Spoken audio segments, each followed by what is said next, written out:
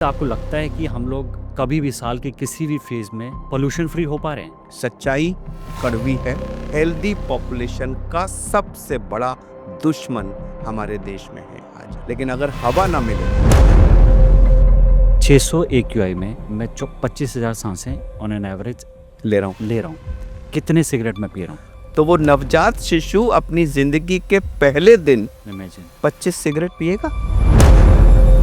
यह हमारे जन्म लेने का वेट नहीं करता, जन्म से पहले ही ये हमें मारना शुरू कर देता है। एयर पोल्यूशन हालांकि सारे 140 करोड़ लोगों की सेहत के साथ खिलवाड़ कर रहा है। आजकल मैं 20s और 30s में लोगों में लंग कैंसर देख रहा हूँ।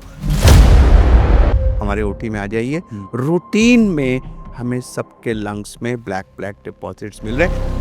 ये हमारे ब्रेन की IQ डेवलपमेंट को, कॉग्निटिव डेवलपमेंट को अफेक्ट कर। आपके पास बहुत सुंदर बंगला होगा, लेकिन आप बिना ऑक्सीजन मास्क के उस बंगले से बाहर नहीं निकल सकते। रोज दुखी होता हूँ काले रंग के फेफड़े देख करके। उस हेल्पलेसनेस में रे ऑफ होप क्या है?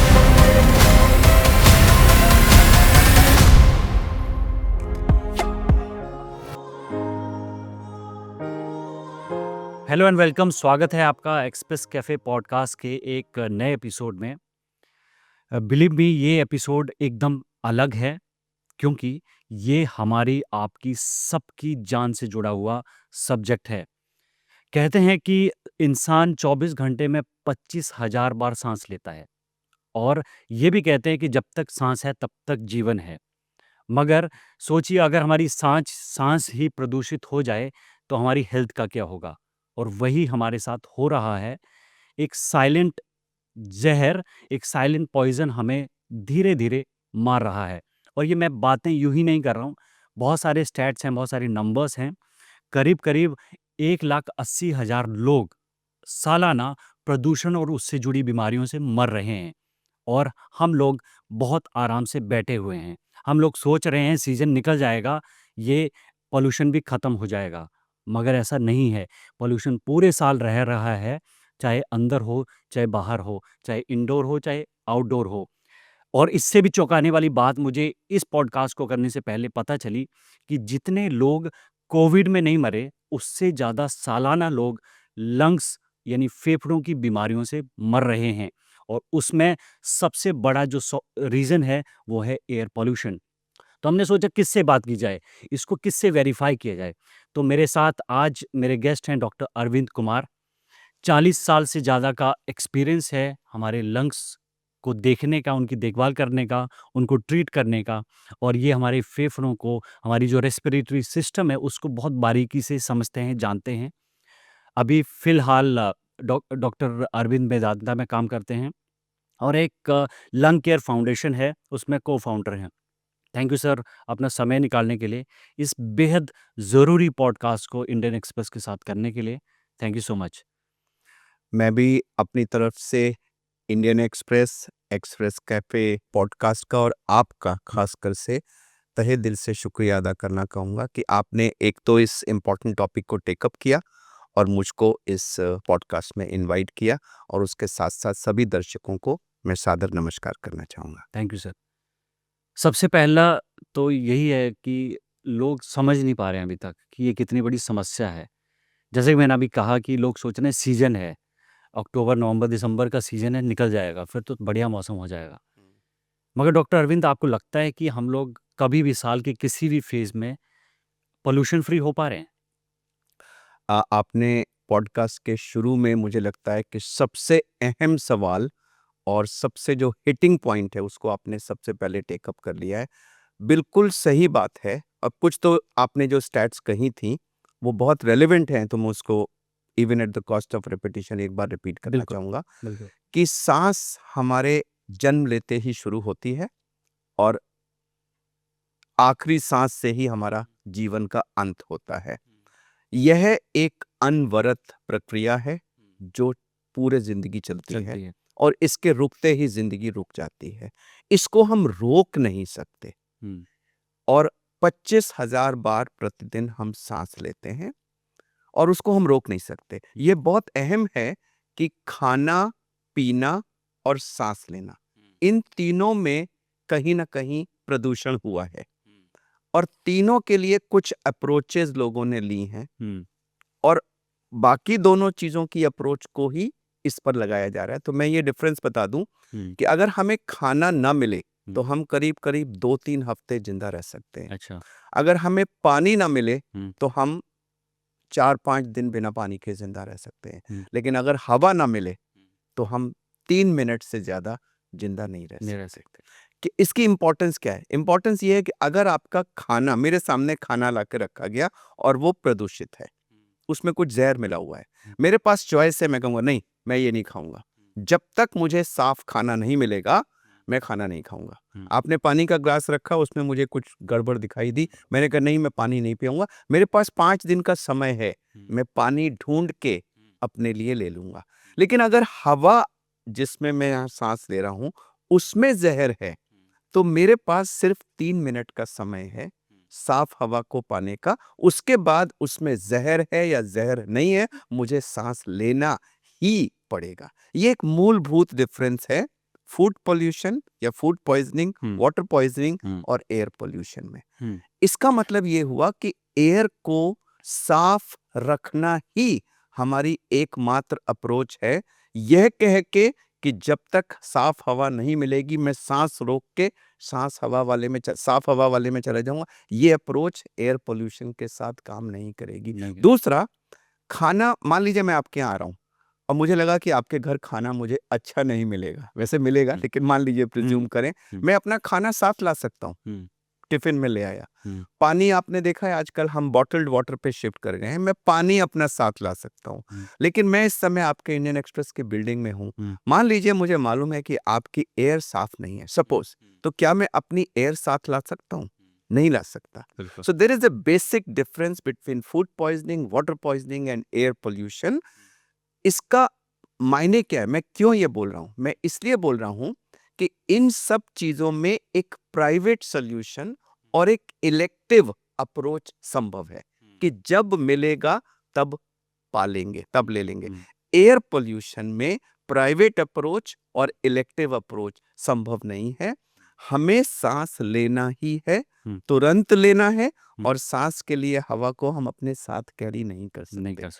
इसका कॉनोटेशन ये है कि जो हमारी एम्बिएंट एयर है वह एक कोने से लेकर दूसरे कोने तक पूरे देश में जहां भी हम मूव कर रहे हैं साफ हो, यही हमारा एकमात्र सॉल्यूशन है। यह कहना कि मैं अपने एरिया में साफ कर लूंगा या मैं अपने साथ ले जाऊंगा, यह संभव नहीं है। यह एक फंडामेंटल चीज है जिसको हमें समझना है कि हवा को साफ रखना, गंदी हो पाने से रोकना हमारा एकमात्र सॉल्यूशन है। ये तो पहली चीज है। दूसरी चीज, अब तक एयर पोल्यूशन को लोगों ने एक केमिकल इशू, एनवायरमेंटल इशू या एक ऐसा इशू वो पंजाब को अफेक्ट करता है, वो उसको अफेक्ट करता है, वो नॉर्थ को करता है, वो दिल्ली को, इसके रूप में लिया है। सच्चाई कड़वी है लेकिन सच ये है कि आज हमारे देश का 98% सरफेस एरिया पॉल्यूटेड 98%। वही मैं नॉर्थ, साउथ, ईस्ट, वेस्ट ये सब डिवाइड खत्म हो बात गया है। दिल्ली एनसीआर की होती है, वो लिस्ट जब आती है वो cities- शुरुआत शायद जब 25 साल पहले हुई होगी तब दिल्ली से या नॉर्थ से रहा होगा। आज की तारीख में आप पूरे इंडिया में वैल्यूज देख लीजिए, हर शहर की वही हालत है। बॉम्बे, कलकत्ता, चेन्नई, बैंगलोर, हैदराबाद, कोई भी शहर आप ले लीजिए, वहां पर सब कुछ वही हाल है। 98% सरफेस एरिया पोल्यूटेड है। एक दूसरा, यह एक हेल्थ इशू है। ये जो पोल्यूटेड पार्टिकल्स हैं, गैसेस हैं, ये 24/7 हमारे शरीर में जाके हमारे लोगों की सेहत को दीमक की तरह अंदर ही अंदर खा रही हैं और उसके परिणाम दिख रहे हैं। सैड पार्ट ये है कि एयर पोल्यूशन डायरेक्टली आपको डिजीज या डेथ नहीं करता, डायरेक्टली। मतलब ऐसी कोई डिजीज नहीं है जिसका नाम हो एयर पोल्यूशनाइटिस, ऐसी कोई डिजीज नहीं है। एयर पोल्यूशन सर से लेकर पैर तक बीमारियां कॉज करता है। और हम उन बीमारियों की वजह से बीमार होते हैं या मृत्यु होती है। लेकिन जब बीमारी का नाम लिखा जाता है तो वो बीमारी आती है, वो बीमारी क्यों हुई ये नहीं लिखा जाता। मान अच्छा, लीजिए इसको अस्थमा। इसको हम धीरे-धीरे ब्रेक डाउन करते हैं जी, सर, क्वेश्चन के थ्रू, ताकि लोग रिलेट कर पाएँ उस बात श्योर। से। सबसे पहले तो हमने कोविड देखा, और कोविड में हमने देखा कि पूरी दुनिया स्टैंड स्टिल पे आ गई, रुक जी, गई, थम गई, क्योंकि वहाँ पे इंस्टेंट डेथ थी। जैसे कि आपने बताया कि ये एक स्लो पॉइज़न है, धीरे-धीरे गैसेज़ हैं, आपका डस्ट है, धूल है, वो सारी हमारे अंदर जाती है और हमारे ऑर्गन्स को इम्पैक्ट करती है। मैं ये समझना चाहता हूँ, दर्शक भी समझना चाहेंगे कि इनविजिबल डेथ है, मतलब हमें सामने नहीं दिख रहा है। आज अगर हम पॉल्यूटेड शहर में रह रहे हैं, तो हो सकता है 5 साल बाद, 10 साल बाद वो उसकी इम्प्लीकेशन हमें सामने आएँ। ऐसे में जो अ, हमारा काम करने का रिएक्टिव वो था कोविड के टाइम पर, वो पॉल्यूशन के लिए कैसे हो, उसके लिए थोड़ा-सा बताइए कि जी। लोग उस इमरजेंसी को कैसे समझें? क्योंकि बहुत वो तो दिख नहीं रहा है। हुँ, जी, बहुत अच्छा सवाल और बहुत अहम है। हुँ, और इसी के पीछे जो पॉल्यूशन की तरफ लोगों की अम, एक कॉम्प्लेसेंसी है, हुँ, वो छुपी हुई है। बिल्कुल। कोविड आया, कोविड ने हमें इन्फेक्ट किया, हुँ, हम अस्पताल में गए, हुँ, डेथ हो गई, हुँ, लिखा गया Covid pneumonia, exactly. Cause of death Covid. Suddenly देश में कोविड से हज़ारों मौतें, ये एक इंस्टेंट इम्पैक्ट था, हाँ, उसका लोगों ने रिएक्ट किया, हुँ, क्योंकि हम उसको कोरिलेट कर पा हुँ, रहे थे। जैसा कि मैंने शुरू में कहा कि एयर पॉल्यूशन सर से लेकर पैर तक डिफरेंट ऑर्गन्स में डिजीजेस को कॉज करता है। हुँ, और जब पेशेंट प्रेजेंट करता है हॉस्पिटल में तो वो सिम्टम उस डिजीज का होता है। हुँ, फॉर एग्जाम्पल, अब हम बचपन से शुरुआत कर लेते हैं। हाँ, जब एक बिल्कुल। भ्रूण अपनी माता के गर्भ में पल रहा है, हुँ, लोग अक्सर सोचते हैं कि ये बड़ों की प्रॉब्लम है, हाँ, जो सड़कों पे घूमते हैं या एग्ज़ैक्टली। काम करने जाते हैं उनको होता है। हुँ, फिर लोगों ने कहा हाँ, बच्चों को भी इफेक्ट करता है। हुँ, सच्चाई दर्शकों ये है कि यह हमारे जन्म लेने का वेट नहीं करता, जन्म से पहले ही ये हमें मारना शुरू कर देता है। हुँ, एक गर्भवती महिला जब एक पॉल्यूटेड शहर में सांस लेती है तो पार्टिकुलेट मैटर हो, गैसेस हो, वो उसके लंग्स में जाते हैं, लंग्स से वो ब्लड में जाते हैं, वही ब्लड उस बच्चे को पाल रहा है, प्लेसेंटा के थ्रू वो हुँ, ब्लड जाता है। हुँ, पहले 3 महीने में हमारे ऑर्गन्स डिफरेंशिएट होते हैं, हुँ, यानी एक सेल से उसमें धीरे-धीरे ऑर्गन्स की संरचना होती है हुँ, और अगले 6 महीने में हुँ, वो ऑर्गन साइज में बढ़ के हुँ, डिफरेंशिएट होके अपने काम में लगते हैं। हुँ, पहले 3 महीने में अगर नुकसान हो, केमिकल्स जाएँ, तो वो संरचना में डिफेक्ट कर देते हैं, जिससे हमारे विकृतियाँ होती हैं, कंजेनाइटल डिफेक्ट्स होते हैं। हुँ, किसी को हार्ट में होल है, किसी को ये है। हुँ, ये सब अब बढ़ रहे हैं हुँ, पॉल्यूशन के इफ़ेक्ट की वजह से। एग्ज़ैक्टली। बाकी 6 महीने में अगर इफ़ेक्ट हो तो उससे ग्रोथ रिटार्ड होती है। हुँ, उसको हम कहते हैं इंट्रायूट्राइन ग्रोथ रिटार्डेशन, डेथ हो सकती है, हुँ, समय से पहले प्रसव हो सकता है या बच्चा डिफ़ॉर्म्ड या डिफेक्टिव होता है तो उसको जन्म के बाद बहुत सारी दिक्कतें हो जी। जाती हैं। तो तब से ये नुकसान शुरू हो गया और फिर थ्रू आउट ये नुकसान चलता रहता है। लेकिन जब हम वो बच्चा पैदा होता है और अगर उसकी जाँच में पता लगे कि उसको हार्ट में होल है, ब्रेन में होल है, हुँ, कोई भी कंजेनाइटल डिफेक्ट है, हुँ, तो उसका डायग्नोसिस लिखा जाता है होल इन द हार्ट, हुँ, एएसडी, वीएसडी, कोई भी। बिल्कुल। उसमें कहीं पॉल्यूशन पॉल्यूशन आता ही नहीं है, नहीं आता और ना पिक्चर ही वो काउंट होता है इन नंबर्स में, जो नहीं, नंबर्स मैंने आपको बताया नहीं, कि नहीं, पॉल्यूशन की वजह से ये कभी नहीं इफ़ेक्ट काउंट हाँ, होता। बच्चे को न्यूमोनिया हुआ, हुँ, इंडोर एयर पॉल्यूशन जो हुँ, गाँव में हमारे होता है, हुँ, वो अंडर 5 पॉपुलेशन में न्यूमोनिया से होने वाली डेथ्स का एक बहुत इम्पोर्टेंट कारण अच्छा, है। जैसे चूल्हे में आग, जो अंगीठी। जो बच्चे बैठे होते हैं, जो हमारे गाँव में, हालाँकि अब प्रधानमंत्री उज्ज्वला योजना ने उसको काफ़ी हद तक करेक्ट करने की हुँ, कोशिश की है, लेकिन अभी भी लोगों ने सिलेंडर ले लिया, हुँ, सिलेंडर साइड में रख के चूल्हा चूल्हे जलाते हैं, जला रहे। भिन्न-भिन्न कारणों से। हुँ, तो वो बच्चे जो एक्सपोज़ होते हैं, उनमें न्यूमोनिया होता है और वो एक इम्पोर्टेंट कारण है। लेकिन जब उनकी डेथ होती है, कहीं उसमें एयर पॉल्यूशन नहीं नहीं लिखा लिखा होता। रहता। बड़ों को अस्थमा हुआ, न्यूमोनिया हुआ, आईएलडी हुआ, एम्फिसीमा हुआ, सीओपीडी हुआ, लंग कैंसर हुआ, हुँ, हार्ट डिजीज़ हुई, ब्रेन डिजीज़ है, कोई भी अंग की डिजीज़ हो, हुँ, उसमें कारण वो डिजीज़ लिखी जाती है। Hmm, heart attack, cause of death heart attack, hmm, brain attack. Hmm, brain attack aggravated by air pollution, hmm, ये कहीं नहीं लिखा हुँ, जाता। बिल्कुल। इस वजह से एयर पॉल्यूशन हालांकि सारे 140 करोड़ लोगों की सेहत के साथ खिलवाड़ कर रहा है, लेकिन उसकी तरफ उतनी उंगलियां नहीं उठ रही हैं जितनी उठनी चाहिए। और एज ए डॉक्टर मैं बार बार हर फोरम पे यही रिक्वेस्ट कर रहा हूं कि air pollution is a health issue. हमारे 140 करोड़ लोगों की सेहत के साथ ये खिलवाड़ हो रहा है। हम अपने देश को एक विकसित देश बनाने की तरफ अथक प्रयास कर रहे हैं, लेकिन विकास के लिए स्वस्थ होना तो पहली रिक्वायरमेंट है। एक अस्वस्थ व्यक्ति तो विकास नहीं कर सकता। अगर हमें ग्रो करना है, मान लीजिए आज यंग पॉपुलेशन ऑफिसेज में काम कर रही है, लेकिन वो पॉपुलेशन आधा टाइम खांस रही है, उनकी सांस फूल रही है, उनको बहुत सारी बीमारियां हो रही हैं, तो क्या उस ऑफिस में प्रोडक्टिविटी हो पाएगी? नहीं हो पाएगी।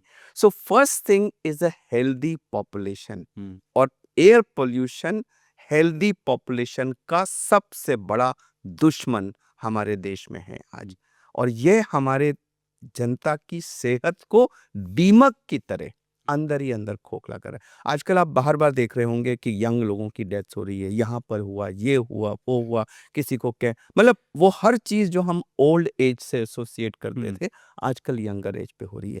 मैं दावे के साथ ये बात कह रहा हूं कि इसमें एयर पोल्यूशन का बहुत बड़ा हाथ है।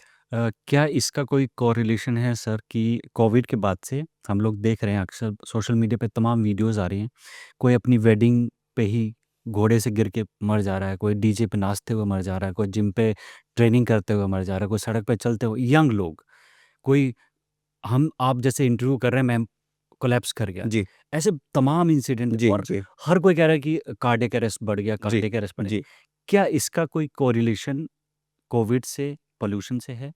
देखिए, कोविड से कोरिलेशन के बारे में आईसीएमआर ने इस विषय पे गहन जांच की थी, हम्म, और उनका निष्कर्ष ये था हम्म, कि जो भी ये डेथ्स हो रही हैं, इसमें कोविड का हम्म, या कोविड वैक्सीनेशन का हम्म, कोई रोल नहीं है। हम्म, यह एक चांस की बात है। जहां तक एयर पोल्यूशन का सवाल है, मैं आपको ये बता रहा हूं कि एयर पोल्यूशन से सारी बीमारियां तेज हो रही हैं, जल्दी हो रही हैं। अच्छा। यह बीमारियों की रेट ऑफ प्रोग्रेशन को बढ़ा रहा है। हुँ, तो अब जैसे हार्ट डिजीज ले लीजिए, टिपिकली हार्ट डिजीज को पहले हम 40s और 50s और 60s की डिजीज कहते थे, जो बाद में मोटे लोगों में होती थी, इस तरह से होती थी। अब वो एयर पोल्यूशन की वजह से वो तेज हो रही है, हुँ, और जिन लोगों में एक्सपेक्टेड नहीं थी उनमें हो रही है। हुँ, एक और एग्जाम्पल जो मैं खुद रोज देख रहा हूँ, लंग कैंसर। हुँ, हम लंग कैंसर को पहले स्मोकर्स डिजीज कहते थे, क्योंकि यह 50 और 60 के दशक में मेन में और हुँ, स्मोक करने वाले लोगों में होती थी। हुँ, आजकल मैं 20s और 30s में हुँ, लोगों में लंग कैंसर देख रहा हूं, नॉन स्मोकर्स में। हुँ। ठीक तो है, इसका क्या रीज़न? हमने अपना डेटा अभी एनालाइज किया तो देखा कि जो लंग कैंसर है वो 50-50 का डिस्ट्रीब्यूशन हो गया है अब हुँ, स्मोकर्स और नॉन स्मोकर्स के बीच में। अच्छा।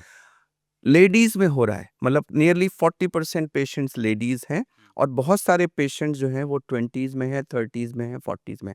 यानी कि ये जल्दी हो रहा है, ये पुरुषों महिलाओं में बराबर हो रहा है, और यह है नॉन स्मोकर स्मोकर में सब में हो रहा है। क्यों ये फर्क खत्म हो गया? क्योंकि ये पहले स्मोकर्स डिजीज थी, हुँ, अब ये ब्रीदर्स डिजीज है। हुँ, अगर आप सांस लेते हैं हुँ, तो आपके शरीर में ये जो पॉइजन्स जा रहे हैं, हुँ। ये सब आपको वही नुकसान पहुंचा रहे हैं जो सिगरेट का स्मोक पहले पहुंचाता था। मैं एक छोटा-सा सवाल इसी में जोड़ देता हूँ। आज जब हम ये पॉडकास्ट रिकॉर्ड कर रहे हैं, एक्यूआई 600 प्लस है, हुँ, हज़ार्डस जी, कैटेगरी है। इस 600 एक्यूआई में मैं 25,000 सांसें ऑन एन एवरेज ले रहा हूँ। ले रहा हूँ। कितने सिगरेट मैं पी रहा हूँ?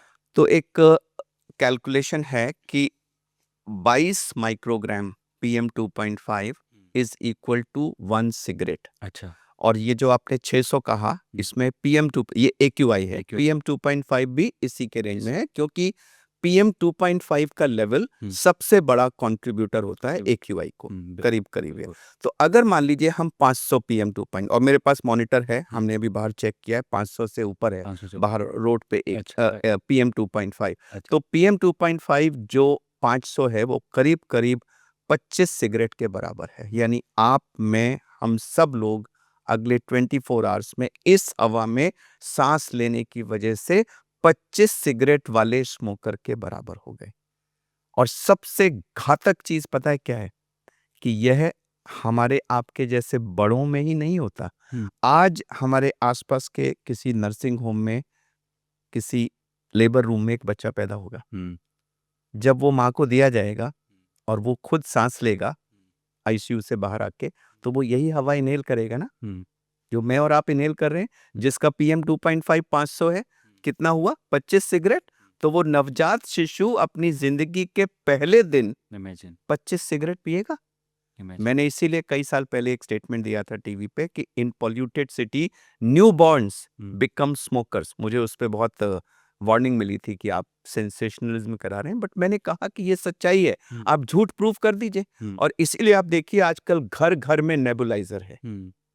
जब मैं बच्चा था तो मेरे टाइम में ऐसा नहीं था, आजकल है, क्योंकि वो बच्चों को इन PM 2.5 से डैमेज हो रहा है और इसीलिए इतनी सारी बीमारियां बढ़ रही हैं। बात लौट फिर के वहीं आती है, एयर पोल्यूशन हमारी प्रेजेंट और फ्यूचर जनरेशन के लिए एक सीरियस हेल्थ क्राइसिस है। ये दीमक है जो हम सबके सर से लेकर पैर तक हर अंग को खोखला कर रहा है। तो बात AQI की होती है और PM 2.5 जो है उतना ही बड़ा कंट्रीब्यूटर है। और दर्शकों की समझ के लिए बता दूं कि PM 2.5 वो धूल के महीन कण हैं, बहुत महीन, जो हमें दिखते नहीं हैं मगर हवा में होते हैं, जिनको हम सांस लेते हैं, हमारे लंग्स में जाता है और जो ब्लड वेसल्स हैं उनके थ्रू हमारे पूरे शरीर में जाता है। जी।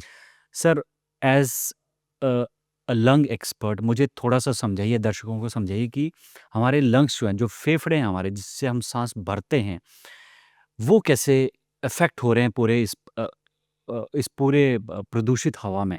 और अगर आप थोड़ा सा कंपैरेटिव वो बता सकें कि जो दिल्ली NCR जो महानगर हैं, मेट्रो सिटीज़ हैं, वहाँ के लोगों के लंग्स और जो कंपैरेटिवली मान लीजिए पहाड़ों में गैंगटॉक जहाँ की साफ हवा है, वहाँ के लोगों के लंग्स में आप जब एज अ सर्जन देखते हैं तो क्या डिफरेंस आप देखते हैं? ठीक है। अ, जो डिफरेंस की बात की जाए तो हम जब पैदा होते हैं तो हमारे लंग्स पिंक होते हैं, एकदम गुलाबी रंग के होते हैं। लेकिन जैसे जैसे हम सांस लेते रहते हैं और ये कार्बन पार्टिकल सब हमारे शरीर में जाते रहते हैं, लंग्स का कलर धीरे धीरे ब्लैक ब्लैक डॉट्स आने लगते हैं। आज से 30 साल पहले की बात करूं, मैं जब लेट 80s में मैंने अपना करियर स्टार्ट किया था, चेस्ट सर्जरी शुरू की थी, तो उस समय स्मोकर्स में हमें काले काले लंग दिखते थे और नॉन स्मोकर्स अगर कोई बीमारी लेके आए तो उनके लंग्स पिंक होते थे। अच्छा। शहर के लोगों के लंग थोड़े से ब्लैक डॉट्स होते थे, लेकिन अगर कोई गांव से और पहाड़ों से लोग आते थे तो उनके प्रिस्टीन पिंक लंग होते थे। 30 साल पहले की बात। अच्छा। आज की तारीख में पहाड़, प्लेन्स, गांव, शहर, मेट्रो, नॉन मेट्रो, ये सब फर्क खत्म हो गए। Smoker, non smoker, male, female, आज की तारीख में आप हमारे ओटी में आ जाइए, रूटीन में हमें सबके लंग्स में ब्लैक ब्लैक डिपॉजिट्स मिल रहे हैं। इनफैक्ट कभी कभार अगर कोई पिंक लंग दिख जाता है तो सडनली आंखों को लगता है जैसे कोई ठंडी हवा सी फुहार आई, अरे आज ये पिंक लंग कहां से आ गया। तो लंग्स का कलर ही चेंज हो गया है और ये अंदर ही अंदर एक साइलेंट रिवॉल्यूशन हो रहा है, जिसका पता हमें तब लगता है जब 70% से ज्यादा डैमेज हो चुका होता है, क्योंकि गॉड ने हमें एक्स्ट्रा कैपेसिटी दी है। आपने सवाल किया था कि लंग्स कैसे काम करते हैं। हम जब सांस लेते हैं तो हवा जाती है। एक एवरेज एडल्ट के एक सांस में करीब 300 ml के करीब हवा अंदर जाती है। उसमें से ऑक्सीजन हमारे ब्लड में जाती है, CO2 ब्लड से हवा में इसमें आती है लंग्स में, और वो बाहर। और ये प्रक्रिया 12 से 16 बार प्रति मिनट, यानी कि रफली 24 से 25 हजार प्रति दिन अनवरत चलती रहती है बिना हमारे अवेयर हुए। अब जब इसमें पार्टिकुलेट मैटर और गैसेस अंदर जाती हैं, PM10 जो बड़ा पार्टिकल होता है वो तो प्राय नाक में रुक जाता है, लेकिन 2.5 PM1 और उससे छोटे साइज के कण वो सीधे हमारे लंग्स तक चले जाते हैं। गैसेस भी लंग्स तक जाती हैं। अब इनका एक सूक्ष्म भाग हर सांस में अंदर रह जाता है, मेजॉरिटी बाहर निकल आता है, बट वो 25,000 बार सूक्ष्म सूक्ष्म सूक्ष्म रहकर भी काफी इकट्ठा हो जाता है और वो वहां जमा होता रहता है। उसमें केमिकल्स भी होते हैं हुँ। और उसमें सिलिका भी होता है हुँ। और वहाँ गैसेस भी होती हैं। ये सारी की सारी चीज़ें लाइनिंग में डिपॉज़िट होती हैं और फिर वहाँ से क्रॉस करके ब्लड में जाती हैं और फिर ब्लड के थ्रू वो हर अंग में पहुँचती हैं हुँ। और नवजात शिशु में भी प्लेसेंटा के थ्रू पहुँच जाती हैं हुँ। और फिर वो हर अंग को नुकसान पहुँचाती हैं। हुँ। लंग चूँकि एंट्री पॉइंट है, तो सबसे ज़्यादा डैमेज लंग्स में होता है, लेकिन उसका डैमेज ब्रेन में, हार्ट में और बाकी अंगों में भी होता हुँ। है। अब लंग्स में बच्चों में इससे जो अस्थमा का इक्विवेलेंट होता है उसको हम नवजात शिशुओं में ब्रोंकियोलाइटिस कहते हैं। आपने कहा होगा सांस चल रही है, पसलियाँ चल रही हैं। बेसिकली वो एयरवे पैसेज नैरो हो जाता है जिसकी वजह से बच्चा तेज सांस लेता है।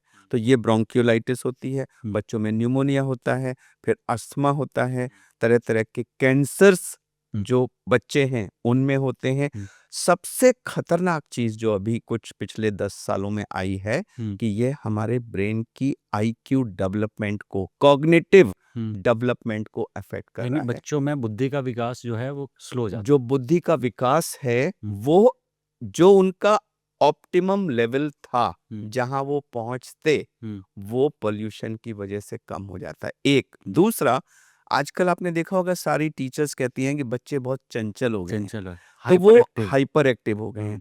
उसका अब एक्सप्लेनेशन आता है कि वो न्यूरो इन्फ्लेमेशन होता है ब्रेन की लाइनिंग में और ये जो हाइपर एक्टिविटी है ये कहीं ना कहीं न्यूरो इन्फ्लेमेशन का इफेक्ट है।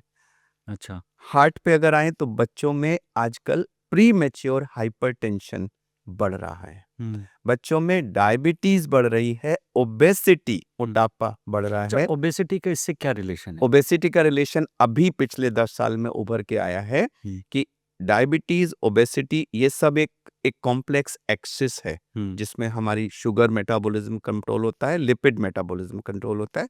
ये जो केमिकल्स और पार्टिकल्स होते हैं ये जाके फैट में डिपॉजिट होते हैं। हुँ। फैट का एक फीडबैक मैकेनिज्म होता है हुँ। कि जब वो फैट जमा होता है तो फिर और फर्दर डिपोजिशन, हुँ। वो जो एक्सिस है, कंट्रोल एक्सिस, हुँ। वो इन केमिकल्स से डिसरप्ट हो जाती है हुँ। और आपका फैट जमा होता रहता है, होता रहता है। हुँ। पैंक्रियास जो हमारा अग्नाशय होता है जिससे इंसुलिन निकलता है हुँ। और वो शुगर लेवल्स को कंट्रोल करता है, उसमें भी जब ये डिपॉजिट होता है हुँ। तो वहां से इंसुलिन का इनएप्रोप्रिएट रिस्पांस होता है, डायबिटीज हो हुँ। जाती है। हुँ। डायबिटीज से ये ओबेसिटी लिंक्ड है, ओबेसिटी से डायबिटीज लिंक्ड है, ओबेसिटी के साथ अस्थमा भी लिंक्ड है। लंग केयर फाउंडेशन ने एक स्टडी की थी 4000 बच्चों में हुँ। दिल्ली के स्कूलों में, जहां करीब 1/3 बच्चों में अस्थमा जैसी टेंडेंसी पाई गई थी।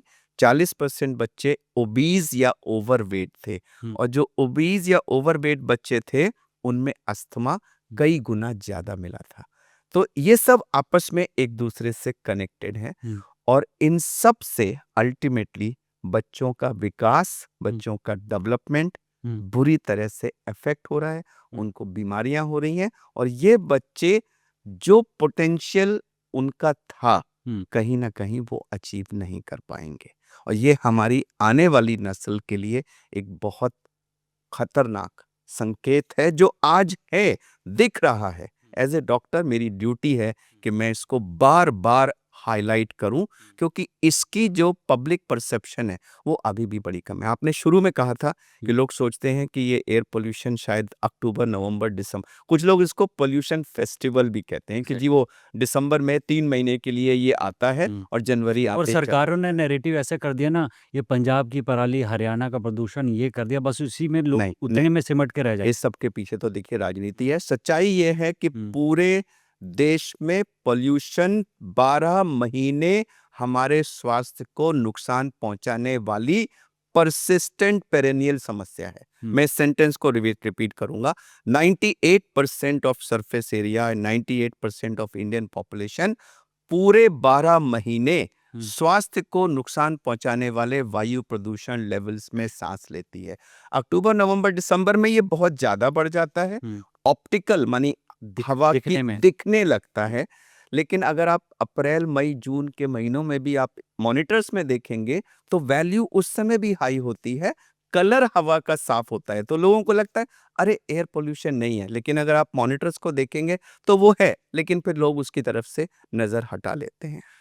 सर, अभी जो भी आपने बोला बहुत ही स्टार्टलिंग है, बहुत ही सोचने पर मजबूर कर रहा है। मगर यहाँ पर लोगों की हेल्पलेसनेस भी है। अभी एक डॉक्टर का बयान आया था इंडियन एक्सप्रेस के ही एक इंटरव्यू में, एक पल्मनरी स्पेशलिस्ट ने कहा कि लोगों को 2 से 6 हफ्ते के लिए, शायद 4 से 6 हफ्ते के लिए दिल्ली या इस तरह जो मेट्रो सिटीज़ हैं वो छोड़ देनी चाहिए। किसी ऐसी जगह पे चला जाना चाहिए जहाँ पे एक्यूआई कम हो। अब क्या कैन एवरीवन अफोर्ड दैट? और एक आम आदमी जो कहीं पे काम कर रहा है, किसी शहर में उसका रहना, उसकी विवशता है। इवन जो हमारे जैसे यंगस्टर्स हैं, उनका भी कंपल्शन है, शहर को नहीं छोड़ सकते। जो है वैसी है। उस हेल्पलेसनेस में रे ऑफ होप क्या है? उम्मीद की किरण क्या है? जहाँ पे जिसके लिए हम काम कर सकें, जिसके प्रति हम अवेयर हो सकें और इस प्रॉब्लम को, जो कि आपने कहा पूरे साल है, उस पे थोड़ा ओवरकम कर सकें, उस पे कंट्रोल कर सकें। जी। पहले तो जिस भी माननीय व्यक्ति ने ये कहा है कि हमें 6 से 8 हफ्ते के लिए बाहर चले जाना चाहिए, मैं उनकी बात से 100% डिसएग्री करता हूँ। हुँ, ये ऐसे ही हुआ कि कहीं आग लगी हुई है और आप कहो कि भई ऐसा करो, उसके ऊपर कारपेट डाल दो, फिर हमें वो आग दिखाई नहीं देगी। पहली बात तो आप जाएँगे कहाँ? मैंने कहा ना वही 98% तो एरिया अफ़ेक्टेड है। आप यहाँ से बॉम्बे जाएँगे, तो बॉम्बे में कौन-सी हवा साफ़ है? किधर जाएँगे? पहली बात। दूसरा, क्या पूरा नॉर्थ इंडिया आप 3 महीने के लिए खाली कर देंगे? Is it practical? Hmm, how many people can do this? मतलब ये air quality related annual migration, ये तो हमने पक्षियों में सुना था कि माइग्रेटरी पक्षी बर्ड्स। माइग्रेटरी बर्ड्स होती हैं। हुँ, आप देश की करीब 40% पॉपुलेशन हुँ, को 3 से 4 महीने के लिए दूसरे, वहाँ प्रॉपर्टी का क्या हाल होगा? नहीं, यह क्रॉस किसी माइग्रेट भी जाएँगे। कीमत पर, हुँ, यह जिसने भी कहा है, यह प्रैक्टिकल नहीं है, ये नहीं हो सकता। हुँ, लेकिन कठोर सच ये है कि एयर पॉल्यूशन का सॉल्यूशन है।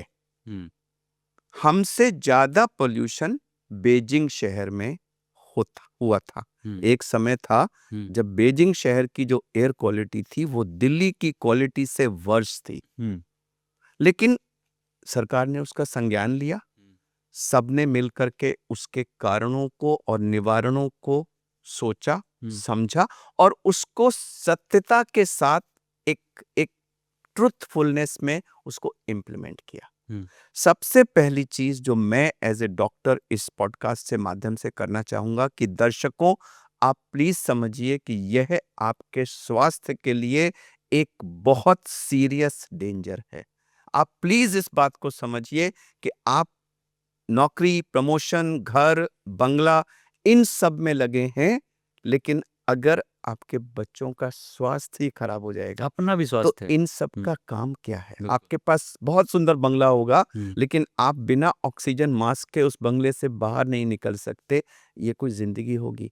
तो हमें इसकी सीरियसनेस को समझना है, नंबर 1। हुँ, हर व्यक्ति ने ये कमिट करना है कि कारण क्या है और उसका निवारण में मैं क्या योगदान दे सकता हूँ। देखिए, इसके 2 मूल कारण हैं, धूल और धुआँ।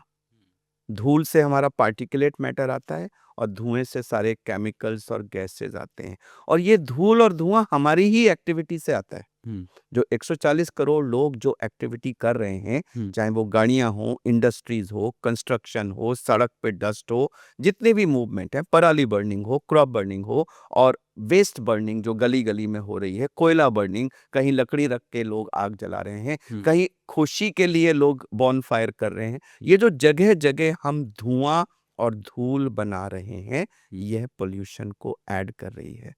इसका सॉल्यूशन तब तक नहीं आएगा जब तक लोग air pollution being a health crisis की हुँ, गंभीरता को हुँ, अपने दिमाग में नहीं बिठाएंगे। हुँ, मैंने इसकी गंभीरता को समझा है, इसीलिए आज आपके इनविटेशन पे मैं अपना ओटी कैंसिल करके, एग्ज़ैक्टली, मेरे 4 केसेस पोस्टेड थे, एग्ज़ैक्टली। लेकिन उनको मैंने कल के लिए पोस्टपोन किया है। हुँ, मैं मेदांता से ड्राइव करके आपके स्टूडियो में आया हूँ, हुँ, क्योंकि मैं इस टॉपिक की इम्पोर्टेंस को समझता हूँ। हुँ, रोज दुखी होता हूँ हुँ, काले रंग के फेफड़े देख करके, और मन करता है कि इसकी गंभीरता को हुँ, लोगों के साथ शेयर करो हुँ, ताकि लोग अवगत हों, उठें, अवेकन्ड हों और एक्शंस लें हुँ, और इसका सॉल्यूशन हो। अक्सर लोग पूछते हैं कि सर 3-4 इमीडिएट सॉल्यूशन बता दीजिए, तो इसका क्विक फिक्स इमीडिएट सॉल्यूशन नहीं है, ये कई डिकेड्स में डेवलप हुआ है। बीजिंग ने भी करीब 10 साल लिए इसको सही करने में,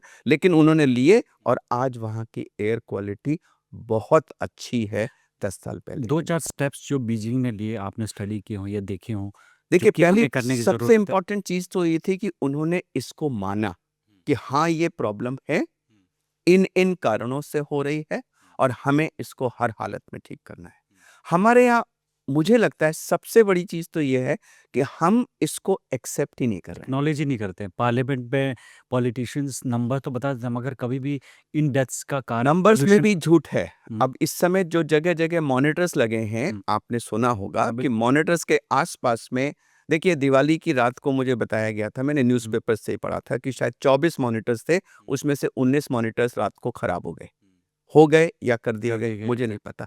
अगर हमारी ये अप्रोच होगी, मैं अगर होता इंचार्ज, तो मैं तो सारे मॉनिटर्स को डिस्प्ले करता कि देखिए हमारी एक्यूआई आज 700 है, हम मानते हैं, लेकिन अब हम इस पे सॉल्यूशन की तरफ बढ़ते हैं। Let's find out the causes and let's honestly try to address the solutions. जब तक ये ऑनेस्टी ऑफ पर्पस नहीं आएगी कि हमें इसको करना है, और मैं बता रहा हूं आपको, ये तब आएगा जब 140 करोड़ लोग इसको एक अधिकार के रूप में अपने राजनीतिक नेताओं से और जो हमारी म्यूनिसिपैलिटीज हैं, जो हमारे ब्यूरोक्रेट्स हैं, एडमिनिस्ट्रेटर्स हैं, उनसे मांगेंगे। वो भी इफेक्ट हो रहे हैं, उनकी फैमिलीज भी इफेक्ट हो रही हैं। हम सबको पहले इसको सत्यता से स्वीकार करना होगा। हम स्वीकार नहीं कर रहे हैं। हम अभी भी कॉस्मेटिक सॉल्यूशंस कि जी वो आर्टिफिशियल रेन कर देंगे, फॉगिंग कर एयर देंगे, प्यूरीफायर लगा देंगे। एयर प्यूरिफायर लगा, ये सड़कों पे वो स्मॉग टावर्स लगा देंगे, ये सब कॉस्मेटिक सॉल्यूशंस हैं। बीजिंग ने क्या किया? बीजिंग ने आइडेंटिफाई किया, अच्छा व्हीकल्स आ रही हैं, व्हीकल्स को कम करो मेजर तरीके से। हमारे सारे शहरों में आज व्हीकल्स का जो कंजेशन है, जो ये जगह-जगह ट्रैफिक का हो रहा है, यह एक बहुत बड़ा कारण है। आप ये सोचिए कि अगर मैं अपने घर से आपके यहाँ आने में इस समय मुझे 20 मिनट लगे और अगर मैं 12 बजे के आसपास दिन में आता तो शायद मुझे 1.5 घंटा लगता। मेरी जो भी गाड़ी है वो सुबह 20 मिनट चली और दोपहर को होती तो वो 1.5 घंटा चलती। ऐसी ही लाखों करोड़ों गाड़ियां पूरे देश में सड़कों पे खड़ी हुई हैं, फर्स्ट गियर में गूं गूं गूं। कितना पोल्यूशन ऐड हो रहा है। और इसमें से मैं बताऊं आपको, कम से कम 60-70% केसेस में स्मार्ट इंजीनियरिंग करके कोई खड़ा हो और देखे कि ये कहाँ रुक रही है, उसको सॉल्व किया जा सकता है। इसके लिए ऑनेस्टी की जरूरत है। मैं गुड़गांव से दिल्ली आता हूँ, मेदांता से घर में, तो रास्ते में एक टोल पड़ता है, वह रोज ऑब्स्ट्रक्शन का पेरेनियल कारण है। वहां पर लोग खड़े होते हैं, इधर उधर सब हैफिक, वहां से एक 3-4 किलोमीटर का जैम लगता है। जैसे ही हम उसको क्रॉस करते हैं, रास्ता फ्री हो जाता है। हम उसको क्यों नहीं एड्रेस कर सकते? मैं बता रहा हूं बार बार, ऑनेस्टी ऑफ पर्पस। जगह जगह धूल के ढेर लगे हुए हैं, रोज सुबह झाड़ू लगती है। इतनी बार ये डिस्कस हुआ कि रोज सुबह जो हजारों लाखों लोग झाड़ू लगाते हैं, टन्स में धूल उड़ती है, हम सब उसको इनहेल करते हैं और फिर हम उसमें पानी के छिड़काव की बात कर रहे हैं। पहले तो आप धूल के टन्स उड़ाइए और फिर पानी छोड़ाइए। तो मैं वापस उसी बात पे आ रहा हूं कि हमें ऑनेस्टी चाहिए। अगर हम डिटरमिन करके कि यह एक सीरियस हेल्थ क्राइसिस है, अगर हमने इसको एड्रेस नहीं किया तो हम अपने देश को विकसित नहीं कर पाएंगे, क्योंकि अस्वस्थ समाज एक विकसित समाज नहीं हो सकता। अभी एक मेरे हाथ में एक रिपोर्ट है, शिकागो यूनिवर्सिटी की रिपोर्ट है, अगस्त में ये पब्लिश हुई थी, अगस्त इसी साल में।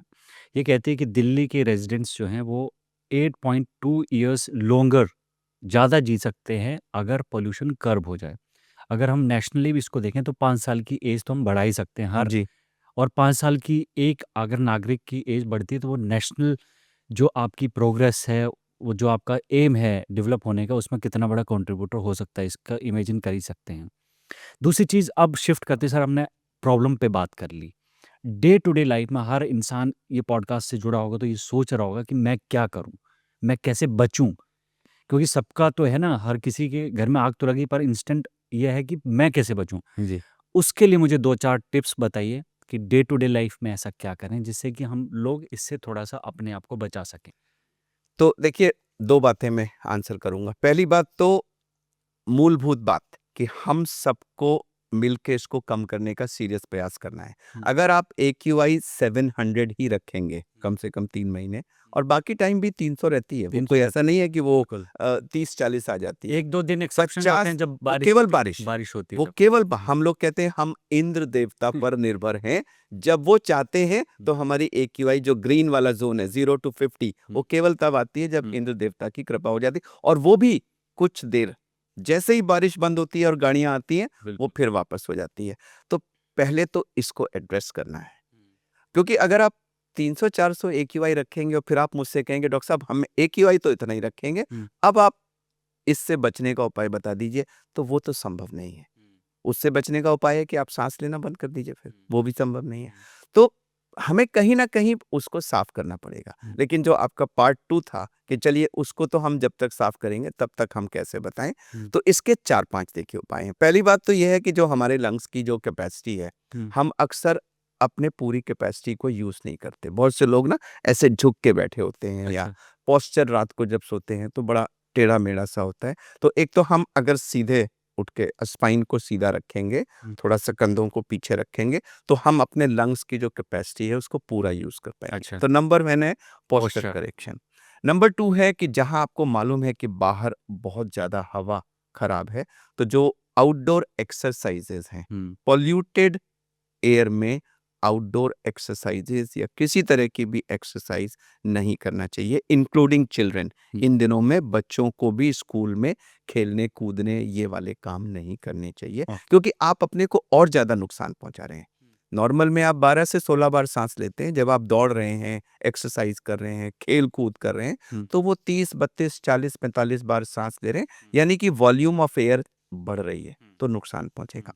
तीसरा, आप अपने को डाइट ठीक रखें। हुँ, डाइट में जितनी भी डार्क कलर्स वेजिटेबल्स हैं, हुँ, जो डार्क कलर्स की होती हैं, उनको जैसे चुकंदर है, गाजर है, बैंगन है, जो कलर्ड वाली शिमला मिर्च है, धनिया है, पुदीना है, जितनी भी डार्क कलर्ड वेजिटेबल्स हैं, इनको ज़्यादा से ज़्यादा मात्रा में लें क्योंकि इनमें एंटीऑक्सीडेंट्स होते हैं हुँ, और ये जितने भी पॉल्यूशन के पार्टिकल्स हैं, ये अंदर जाके ऑक्सीडेटिव स्ट्रेस के माध्यम से हमारे अंगों को नुकसान पहुंचाते अच्छा। हैं। तो वो जो एंटीऑक्सीडेंट्स हैं, वो इन पार्टिकल्स के शरीर पे नुकसान पहुंचाने वाले केमिकल प्रोसेस को कम कर स्लो करते हैं या रोकते हैं। हुँ, तो वो पार्टिकल जाएगा लेकिन पार्टिकल का नुकसान कम होगा। तो अच्छा। ये है डाइट में मॉडिफिकेशन करें। अपने को समुचित मात्रा में हाइड्रेट करके रखें, हुँ, ना ओवर हाइड्रेशन ना अंडर। तो पानी वगैरह समुचित मात्रा में पिएँ।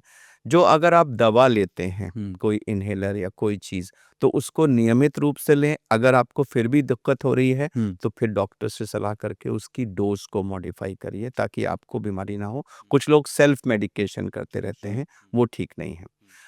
आजकल बहुत लोग थ्रोट में कंजेशन रिपोर्ट कर रहे हैं कि हमारे गले में हर समय खिच-खिच सी हुँ, रहती है, हुँ, तो उसके लिए गार्गल्स बहुत इफ़ेक्टिव हैं। 1 ग्लास पानी ले लीजिए, जितना गर्म आप सह सकते हैं, उसमें आधा चम्मच नमक डाल के मिक्स करके करके दिन में अगर आप 2 या 3 बार गार्गल्स, खासकर से लोग जो बहुत कार में ट्रैवल करते हैं, वो कहते हैं जब हम शाम को 6-7 बजे घर लौटते हुँ, हैं, तो हमारा गला चोक्ड होता है, हुँ, क्योंकि दिन भर जो पॉल्यूशन को एक्सपोज़र। तो आप घर पहुँच के अगर ये गार्गल्स करेंगे, तो आप देखिएगा 10 मिनट के अंदर आपको गले में सूदिंग इफ़ेक्ट हो जाएगा। हुँ, अगर नोज़ में बहुत ज़्यादा इचिंग है हुँ, या आपको चेस्ट में कंजेशन लग रहा है, तो 10 मिनट के लिए स्टीम ले लीजिए। हुँ, स्टीमर को ज़मीन पे रख के आप पैर के बीच में एक टॉवल डाल लीजिए ऊपर से और उसमें नोज़ के थ्रू गहरा साँस खींच के उसको रोकिए, थोड़ी देर छोड़ दीजिए, तो वो जो स्टीम जाएगी, हुँ, वो उसके बाद में जो भी पार्टिकल्स वगैरह होंगे, वो एक तरह से क्लीनिंग का काम करेगी। कुछ अगर बलगम जमा होगा, हुँ, तो उसको लूज़न करके निकाल देगी। आँख अगर आपकी बर्न हो रही है, तो आप आइस कोल्ड वाटर लेट करके आँख में डाल लीजिए, उससे बर्निंग ठीक हो जाएगी। तो आइज़ के लिए, नोज़ के लिए, थ्रोट के लिए और चेस्ट के लिए तो ये सिंपल से उपाय हैं, जिससे आप अपने को बचा सकते हैं। मेरे लिए एयर प्योरीफायर्स के बारे में लोग अक्सर बात करते हैं, हम्म, आप भी शायद हम्म, आने अगले वाले सवाल सवाल पे में पूछते हो, हाँ, तो मैं पहले ही बता देता हूँ। Air purifier is not a solution for air pollution. Hmm, air pollution पूरे देश में फैली हुई एक पब्लिक प्रॉब्लम है। हम्म, एयर प्योरीफायर एक प्राइवेट सॉल्यूशन है। मैं और आप इस कमरे में बैठे हैं, हम इस कमरे में एयर प्योरीफायर लगा लेंगे, वो भी तब जब उसकी एयर हैंडलिंग कैपेसिटी इसके बराबर होगी, उसका फिल्टर ठीक होगा, हम्म, दरवाजे खिड़कियां बंद होंगी, उतनी देर वो हमें हम्म, कम एयर पोल्यूशन को एक्सपोज करेगा। लेकिन जैसे ही हम बाहर जाएंगे हम्म, तो वो तो उसका असर नहीं होगा। हम्म, तो हम इनको रिकमेंड कर रहे हैं, जो हमारे लंग के पेशेंट, सर्जरी के पेशेंट्स होते हैं, ट्रांसप्लांट के पेशेंट्स होते हैं, जिनको ऑलरेडी प्री एग्जिस्टिंग बीमारियां हैं, कोमॉर्बिडिटीज़ हैं, हार्ट डिजीज़ है, डायबिटीज़ है, हाइपरटेंशन है, किडनी फेलियर है, लिवर फेलियर है। इन लोगों को अगर लंग की कोई प्रॉब्लम हो, न्यूमोनिया वगैरह, तो उनकी रिस्क बहुत बढ़ जाता है। अच्छा, तो ऐसे लोगों के लिए तो रखना है। बाकी अगर आप अफोर्ड कर सकते हैं तो ज़रूर अपने बेडरूम में लगा लीजिए। लेकिन ये ध्यान रखिएगा कि ये आपको उतनी ही देर हेल्प कर रहा है जितनी देर आप घर के अंदर हैं, हम्म, खिड़की दरवाजे बंद हैं। और प्लीज़ उसका फ़िल्टर हम्म, हर 2-3 महीने में चेक करिएगा, और काला हो तो चेंज करिएगा। हम्म, अगर फ़िल्टर चोक हो गया हम्म। तो वो प्यूरीफायर नहीं, वो डर्टीफायर हो जाएगा। दूसरा सबसे बड़ा फैक्टर मुझे समझ आता है, मास्क कितना ज़रूरी है आज के टाइम पर। हमेशा आउटडोर अब जाएं तो मास्क लगाना कितना कपड़े वाला मास्क और जो सर्जिकल मास्क है, हम्म, वो तो कोई पार्टिकुलेट मैटर या किसी गैसियस मैटर को नहीं रोक पाता। अच्छा, जो N95 मास्क है, हम्म, वो अगर हम ठीक से पहने, नोज़ मास्क पूरा कवर करें, हम्म, तो वो ज़रूर उतनी देर के लिए पार्टिकुलेट मैटर को जाने से रोकता है, गैसेज़ उसमें से भी पास हो जाती हैं। अच्छा, तो अगर आप बाहर जा रहे हैं, बहुत पॉल्यूटेड एरिया है, तो N95 मास्क ज़रूर लगाइए। एक वो वाल्व वाला आता है, हम्म, पॉल्यूशन वाल्व वाला, वो वन वे वाल्व होता है। जब आप साँस लेते हैं तो वो वाल्व बंद हो जाता है, तो हवा मास्क के थ्रू जाती है, और जब आप साँस छोड़ते हैं तो वो वहाँ से बाहर निकल जाती है। तो उससे वो हमारी ही गैस की जो CO2 रीब्रीथिंग होती है, हम्म, उसको कम कर देता है। अच्छा, तो N95 मास्क हम्म। थोड़ा-सा प्रोटेक्शन आपको पार्टिकुलेट मैटर से देता है, गैसेज़ उसमें से भी एक पास मास्क होते हैं। की कितनी लाइफ होती है सर? जब तक वो खराब ना हो जाए, उसको गीला कैसे नहीं पता होना चले? चाहिए, और वो अगर उसमें क्रैक्स आ गए हैं, वो टूट गया है, हम्म, तो फिर आप देखेंगे ना, उसमें वो टूटा हुआ सा अगर है, हम्म, उसकी जो लेयर है, वो अगर आपको क्रैक दिख रही है, तो फिर वो फ़ायदा नहीं करेगा। बट जब तक वो फिज़िकली इंटैक्ट है हम्म, और वेट नहीं हुआ है, हम्म। तब तक वो काम जैसे हम लोग करेगा। सांस लेते हैं तो मॉइस्चर क्रिएट होता है, हाँ, तो उसको क्लीन करने का क्या उसको आप धूप में रख धूप में दीजिए, तो रखते क्लीन हो जाएगा हैं? वो। Should it be washed? उन्हें वॉश करेंगे तो उसका तो वो तो गीला होके खराब कई हो लोग जाएगा, वो धो देते वॉश हैं नहीं हो उसको, सकता। नहीं हो सकता, वॉश आपके ये क्लॉथ वाले हो क्लॉथ वाले हो सकते हैं, सकते हैं। लेकिन क्लॉथ वाले से कोई ख़ास वो मतलब वो कॉस्मेटिक ज़्यादा है, आपको लगेगा मैं कुछ पहने हुआ हूँ, हम्म, बट अगर आप ट्रूली पूछें तो क्या उससे PM 2.5 रुक रहा है? हम्म, नहीं। क्या उससे गैसेज़ रुक रही हैं? हम्म। नहीं, ऐसा नहीं होता। आपने पोस्चर की बात की, मैं स्पेसिफिकली जानना चाहता हूँ कि हमारा स्लीपिंग पोस्चर क्या होना चाहिए हेल्दी लंग्स के लिए? हमें सीधा लेटना है, चाहे करवट लेनी है, लेकिन बॉडी जो है ना वो टेढ़ा-मेढ़ा या एक साइड दबा पड़ा है, वो, और ख़ासकर से जो हमारी टॉर्सो की बॉडी की ट्विस्टिंग सी होती है। हम्म, कई लोग लेटे होते हैं, हम्म, वो उनका अपर पार्ट तकिए पे है हम्म, और लोअर पार्ट फ्लैट पे है, बेड हम्म, पे, और वो ऐसे बॉडी कुछ ना एक साइड से ट्विस्ट सी हो रखी हम्म, होती है। हम्म, उससे लंग्स की जो वो है ब्रीदिंग है, वो अफ़ेक्ट होती है। तो आप सीधे लेटें। कुछ लोग बहुत हैवी तकिए लगाते हैं या गर्दन को ऐसे कर लेते हैं, तो उससे भी सांस की नली में ऑब्स्ट्रक्शन होता है। हम्म। तो आप कम से कम तकिया लगाइए और सीधे लेटिए, या करवट लेके लेटें, तब भी साइड में तकिया लगाइए ताकि आपकी गर्दन ऐसे नीचे ना झुकी हो। तो आप सीधे लेटें या करवट में लेटें, लेकिन बॉडी सीधा होना चाहिए, बॉडी की ट्विस्टिंग नहीं होना चाहिए। क्या हमारी बॉडी में सोते हुए जो स्नोरिंग होती है, खर्राटे हम लोग लेते हैं, आजकल छोटे-छोटे बच्चे भी खर्राटे ले रहे हैं, उसको मेडिकली कैसे देखा जाता है? एज़ अ डॉक्टर आप कैसे देखते हैं उसको? देखिए, खर्राटे का मतलब है कि जो हमारा ब्रीदिंग पैसेज है, उसमें कहीं रुकावट आ रही है, अच्छा। तभी खर्राटे आते हैं। और ये आजकल बच्चों में क्यों बढ़ रही है, उसका एक ओबेसिटी बहुत बड़ा कारण है। बच्चों में दूसरी प्रॉब्लम्स भी होती हैं, एडिनॉइड्स बड़े होते हैं या टॉन्सिल्स बड़े होते हैं, जो हमारा पैसे, हम लोग बाहर के नॉस्ट्रिल से सांस एंटर करती है, हुँ, दोनों नॉस्ट्रिल बराबर होते हैं, दोनों के बीच में एक एक सेप्टम होता है हुँ, जो सीधा होता है, और ये पीछे जाकर के नेजोफेरिंक्स से फिर हमारे वॉइस बॉक्स से होता हुआ विंड पाइप में आता है। तो अगर हमारा जो ये मिडिल वाला सेप्टम है ये टेढ़ा है, या जो हमारी नोज है वो अ, उसकी लाइनिंग की स्वेलिंग से या कोई अंदर सिक्रीशंस की वजह से ब्लॉक्ड है, या अंदर हमारे एडिनॉइड्स होते हैं, ये कुछ ग्लैंड्स होती हैं या टॉन्सिल्स होते हैं, वो अगर सूज गए हैं तो जो रेस्पिरेटरी पैसेज है वो ब्लॉक होगा।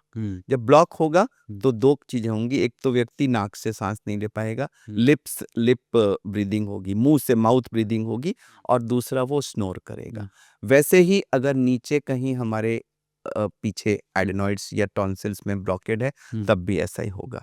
और जो लोग बहुत ओबीज होते हैं वो सोते हैं, लेकिन सोने के बाद उनकी टंग फॉल बैक कर जाती है, वो रेस्पिरेटरी उसको पैसेज को ऑब्स्ट्रक्ट करती है, उससे स्नोरिंग होती है, उनका ऑक्सीजन लेवल धीरे धीरे कम होने लगता है, और जब एक लिमिट से कम हो जाता है तो बॉडी उनको जगाती है, वो ऐसे सांस फूलते हुए से उठते हैं, पोजीशन ठीक करते हैं और फिर सोते हैं। फिर यही प्रक्रिया होती है जिससे उनकी स्लीप पूरी नहीं हो पाती, तो उसका रिजल्ट ये होता है कि अगले दिन वो दिन में डे टाइम सोमनोलेंस यानी वो मौका लगते ही दिन में सोते रहते हैं। तो उससे बच्चों की स्कूल में परफॉर्मेंस इफेक्ट होती है और बड़ों की ऑफिस में परफॉर्मेंस इफेक्ट होती है। कैसे ठीक किया जाए स्नोरिंग की प्रॉब्लम को? पहला कारण तो ये है, पहली अप्रोच तो ये है कि आप कारण ढूंढिए। अगर मान लीजिए आपका, हम बाहर से शुरू करते हैं, अगर आपका सेप्टम टेढ़ा है तो उसको सर्जरी के द्वारा सीधा किया जा सकता है। अगर पीछे एडेनॉइड्स बड़े हैं, टॉन्सिल्स बड़े हैं, या आपको साइनस वगैरह की कोई प्रॉब्लम है, उसको एड्रेस करना है। ये एनाटॉमिकल प्रॉब्लम्स हैं, इसको आप एड्रेस करते हैं। अगर आप ओबीज हैं, मोटे हैं, अपने आइडियल वेट से ऊपर हैं, तो आपको वेट लूज करना है। यह बहुत इंपॉर्टेंट कारण है। अगर आप वेट को आइडियल ले आएंगे तो ये स्नोरिंग की प्रॉब्लम ठीक हो जाती है, सांस में रुकना ठीक हो जाता है। और जिन लोगों को ये सब कुछ करेक्ट करने के बाद भी ये प्रॉब्लम नहीं सॉल्व होती है, तो फिर एक बाईपैप मशीन आती है जो ऊपर से लगाई जाती है, जिससे हम, वो एक प्रेशर से आपको सांस देती है, तो वो इस रुकावट को ओवरकम करती है। उससे फिर लोग प्रॉपर स्लीप ले पाते हैं और फिर दिन में अपना काम कर पाते हैं। अदरवाइज डिस्टर्ब स्लीप उनके एकेडमिक आउटपुट को डाउन करने का इंपॉर्टेंट कारण है। लोगों की नौकरियां छूट जाती हैं, बच्चे स्कूल में फेल होने लगते हैं, स्कूल से निकाल दिया जाता है, तो उसका सोल्यूशन एड्रेस करना पड़ता है। पोल्यूशन का सीधा सीधा डायरेक्ट कनेक्ट क्या है मेंटल हेल्थ से आज के टाइम पर? मेंटल हेल्थ से बहुत सिग्निफिकेंट कनेक्ट है। मैंने शुरू में बताया था कि बच्चों में जो कॉग्निटिव डेवलपमेंट होता है वो इफेक्ट हो रहा है। क्लियर डेटा है, ये कोई मेरा कहना नहीं है, डेटा है, और उसमें साइंटिफिक एविडेंस भी है कि जो ये पार्टिकल्स और केमिकल्स जो ये ऑक्सीडेटिव इन्फ्लेमेशन कॉज करते हैं, उसकी वजह से जो ब्रेन सेल्स का डेवलपमेंट है वो इफेक्ट होता है, जिससे हमारा जो आईक्यू, जो हमारी मस्तिष्क का जो विकास है वो आइडियल नहीं हो पाता। और लोग 10 से 20 की फिगर कोट की गई है कि जितना आईक्यू पहुंचना था उससे 10 से 20 कम रह जाता है। अच्छा। बड़ों में यह स्ट्रोक का एक इम्पॉर्टेंट कारण अब कहा जा रहा है। वृद्ध लोगों में जो डिमेंशिया, पार्किंसोनिज्म एक बीमारी है जिसमें हमारे हाथ ऐसे कांपने लगते हैं, या एल्जाइमर्स जिसमें हम भूल जाते हैं, इन सब बीमारियों का सीधा कोरिलेशन अब एयर पोल्यूशन एक्सपोजर से आ रहा है। तो न्यूरोलॉजी यानी ब्रेन की बीमारियों में तो बचपन से लेकर और बुढ़ापे तक हर स्टेज पर अब डेटा आ रहा है कि एयर पोल्यूशन हमारे ब्रेन को बहुत सीरियस नुकसान पहुंचा रहा है। योगा कितना बड़ा टूल हो सकता है to combat this pollution situation? Yoga एक बहुत इम्पॉर्टेंट फिजिकल साइंस है। मैं इसको किसी रिलीजन से नहीं जोड़ता, मेरे लिए ये एक फिजिकल साइंस है, क्योंकि आप वो पोस्चर्स और एक्टिविटीज करते हो जिससे बॉडी की नेचुरल जो पावर है वो यूज होती है। जैसे एक बहुत कॉमन है अनुलोम विलोम है, या जो कपाल भारती है जिसमें आप पेट को दबा के सांस को तेज से बाहर निकालते हो, या जो प्राणायाम है जिसमें गहरा सांस, जिसको मैं नियमित रूप से हर अपने पॉडकास्ट में दिखाता हूं और लोगों को एनकरेज करता हूं। यह सब हमारे लंग्स की जो शक्ति है जिसको लेके हम पैदा हुए हैं उसको ऑप्टिमम पहुंचाती है, उसको बढ़ाती है और उस तरह से हमें 100% मदद करती है। लेकिन इसके आगे जब इसको लोग स्ट्रेच करते हैं कि यह एयर पोल्यूशन से हमें टोटल प्रोटेक्शन दिलाती है, उससे मैं डिसएग्री करता हूँ। अच्छा। एयर पोल्यूशन एक पॉइजन है, तो क्या योगा आपके टिश्यू को पॉइजन प्रूफ बना सकता है? नहीं, ऐसा नहीं हो सकता। मैं योगा से अपने लंग्स की कैपेसिटी को बढ़ाऊंगा। मेरे लंग्स की कैपेसिटी आज अगर 100 है तो कल योगा करके उसको 120 हो जाएगी, तो मेरी कैपेसिटी बढ़ गई। अब जब डैमेज होगा तो अगर 100 से मैं नीचे आता या मैं 120 से नीचे आऊं तो मेरी जो मार्जिन है वो बढ़ गया। तो कैपेसिटी बढ़ाने के लिए यह एक इम्पॉर्टेंट कारण है। बट यह कहना कि योगा आपको एयर पोल्यूशन प्रूफ बना देता है, उससे मैं असहमत हूँ। तो मैं एक्सरसाइजेस बताता हूँ।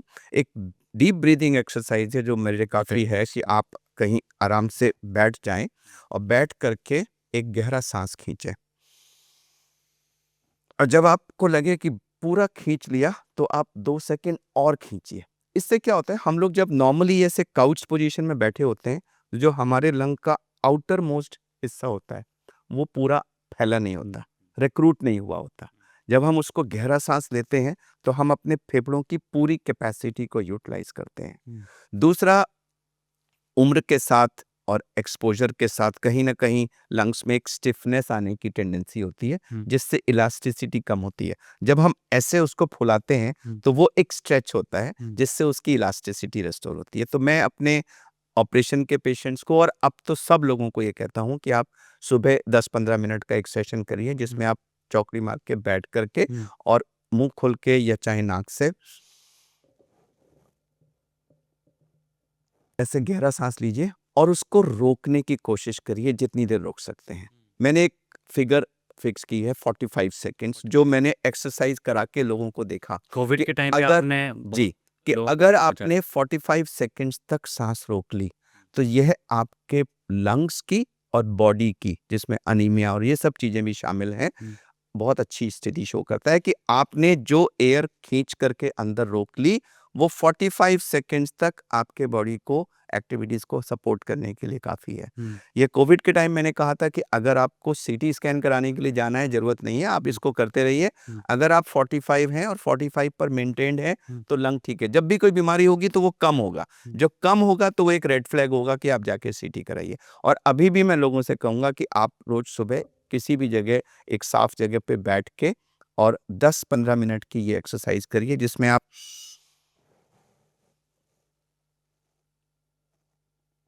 ऐसे करके आप खींचिए और उसको रोकिए। मान लीजिए आप 45 नहीं कर पाते हैं तो निराश होने की जरूरत नहीं है। 25 है, 20 है, जितना भी है उसको मेंटेन करिए और निश्चय करिए कि मैं इसमें रोज या ऑल्टरनेट डे पे एक-एक सेकंड ऐड करूंगा। आज मेरा 20 है तो कल मैं 21 करके सोऊंगा। 1 सेकंड से बढ़ाना कोई मुश्किल नहीं होगा। फिर 1 सेकंड बढ़ा दीजिए, फिर 1 सेकंड बढ़ा दें। धीरे-धीरे ऐसे आप बढ़ाते रहेंगे तो आपके लंग्स की कैपेसिटी बढ़ेगी, इलास्टिसिटी बढ़ेगी, लंग्स स्ट्रॉन्गर होंगे और इससे जो बाकी आपको बीमारियां हैं वो भी कम होंगी और नोज वगैरह की चीजों में भी ये हेल्प करता है।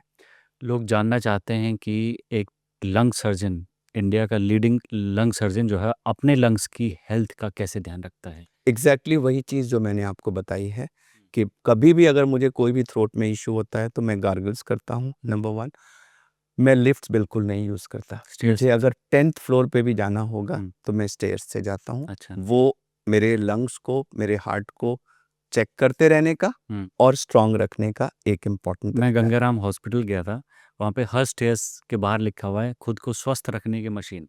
जी, वो मतलब ये एक आपको एक एटीट्यूडनल चेंज है। आपने अगर फैसला कर लिया कि मैं लिफ्ट नहीं यूज़ करूँगा तो नहीं यूज़ करूँगा। तो ना केवल मैं, मेरी यूनिट में कोई लिफ्ट नहीं यूज़ करता। हम हमेशा कितनी किसी भी मंजिल पे क्यों ना जाना पड़े। हमारे मेदांता हॉस्पिटल में 14 मंजिल तक है, कभी-कभी 11-12 पे भी जाना होता है तो मैं लिफ्ट सीढ़ी से ही जाता हूँ। उससे एक्सरसाइज़ भी हो जाती है, पैरों की, घुटनों की, हार्ट की, लंग्स की, सबकी एक्सरसाइज़ हो जाती है और जो भी खाया आप है वो पच जाता है, तो 15 ओबेसिटी भी नहीं होती। आप 15 मंजिल चढ़ जाते हैं, लोगों को अपनी एज भी बता दीजिए ताकि लोग ये कर सके इस एज में भी इतना चल लेते हैं। 67। 67, कैन यू इमेजिन दैट? आज हम लोग ये हमारे कैमरामैन हैं और ऑन पॉडकास्ट बोल रहा हूँ, हम तीसरी मंजिल नीचे जाते हैं और मैं इनको बोलता हूँ रोज लंच करने बाद चलिए सीढ़ी लेते हैं, ये लोग लाइन लगा के खड़े होते हैं लिफ्ट के बाहर। मैंने लोगों को 2 मंजिल चढ़ने के लिए 5-5 मिनट मिनट लिफ्ट का वेट वेट करते हैं। करते देखा है। तो अगेन एक बहुत इम्पोर्टेंट छोटी-सी रिक्वेस्ट है आप सबसे, एक प्रण कर लीजिए कि हम लिफ्ट नहीं यूज़ करेंगे। कम से कम 4-5 मंजिल, मैं नहीं कह रहा हूँ आप मेरी तरह 10 मंजिल चढ़िए, 4-5 मंजिल तक के लिए तो चढ़ के देखिए, एकदम मत चढ़िए। मान लीजिए आप पहली बार चढ़ेंगे, हो सकता है 2 मंजिल या 3 मंजिल पे आपको साँस फूल जाए। 1 मिनट रुक जाइए और फिर धीरे-धीरे, धीरे चढ़ लीजिए। ओबेसिटी का सॉल्यूशन हो गया, डाइजेशन में हेल्प करता है, हार्ट की एक्सरसाइज हो गई, लंग्स की एक्सरसाइज हो गई, ब्रेन की एक्सरसाइज हो गई और बिजली भी बच गई। बिजली भी बच गई। एक सवाल मेरे दिमाग में है, लोगों के दिमाग में भी, कि क्या लंग्स को डिटॉक्स किया जा सकता है? किसी ऐसी एक्टिविटी से, खान-पान से, या फिर कोई सर्जरी है जो लोग ऑप्ट कर रहे हों? कोई ऐसा ट्रेंड आपके सामने, आपको कैसे लोग अप्रोच करते हैं कि मेरे लंग्स को डिटॉक्स करें? इस तरह की कोई चीज़ है अभी? यह बहुत कॉमन सवाल हर पॉडकास्ट में, हर मीटिंग में, हर इंटरव्यू में मुझसे पूछा जाता है कि सर अब पॉल्यूशन तो जब होगा सॉल्व तब देखा जाएगा। ये बताइए कि तब तक हम लंग्स को कैसे साफ कर सकते हैं? तो बड़ा कड़वा सच ये है कि देखिए जो पार्टिकुलेट मैटर या गैसेस जाके लंग्स में जमा हो गई, और मैं आपको एक इमेज दिखाऊंगा जो आपके दर्शक देख लेंगे। ये देखिए, यह इमेज है, ये जो राइट साइड में ये आप माइक से थोड़ा आगे। हाँ, राइट साइड में आप देख रहे हैं, ये healthy pink normal healthy pink lung है। और ये देखिए इस तरह के डिपॉजिट्स लंग ऑफ आजकल अ 40-year-old non-smoker living in a polluted city. Polluted city. अच्छा। और इससे ज़्यादा जो एक बच्चों का लंग मैं आपको दिखाऊं, ये देखिए, मैंने लंग आपको ऑफ अ बताया था। 14-year-old boy living in polluted city. हाँ, ओह! मतलब बच्चों में भी इस तरह के डिपॉजिट्स हैं। ये जो काला-काला, ये कार्बन डिपॉज़िट है। ये काले-काले, हाँ, कार्बन है, केमिकल्स हैं, ये सब मिक्सचर होता है हुँ। और यह टिश्यू के अंदर जाके बैठ जाता है। ये it's a part of tissue. अब कोई ये कहे कि आप अगर ऊपर से कुछ ये ले लो या वो ले लो, ऑक्सीजन ले लो, उससे ये साफ नहीं हो सकता। ये कोई ऐसा नहीं है कि वहाँ इसकी कोई एक फ़िल्म लटकी है और आपने उस फ़िल्म को, it's a part of the tissue. Hmm. वो हमारे लंग के वॉल का हिस्सा बन गया है। लोग आजकल ऑक्सीजन स्पा चला रहे हैं जगह-जगह, एयरपोर्ट्स पे, कि आप 299 में 15 मिनट के लिए ऑक्सीजन ले लीजिए, ये आपके लंग को डिटॉक्स कर देगा। इंटरनेट पे बहुत सारे वीडियोज़ हैं डाइट के बारे में, पता नहीं और किस-किस चीज़ के बारे में, कि ये सब लंग को, वो सब मिथ है। जो पार्टिकल्स या जो चीज़ें लंग के अंदर जमा हो गई टिश्यू में, उसको आप नहीं निकाल सकते किसी भी तरह से। हाँ, आप अपने लंग की कैपेसिटी को इम्प्रूव कर सकते हो। तो वो मैंने कहा कि अगर आप रोज सुबह 15 मिनट के लिए बैठ करके ब्रेथ होल्डिंग एक्सरसाइज करें, 45 सेकंड्स हिट करने की कोशिश करिए और मेंटेन रखिए कि मैं 5 साल पहले भी 45 था, आज भी मेरा ब्रेथ होल्डिंग टाइम 45 है।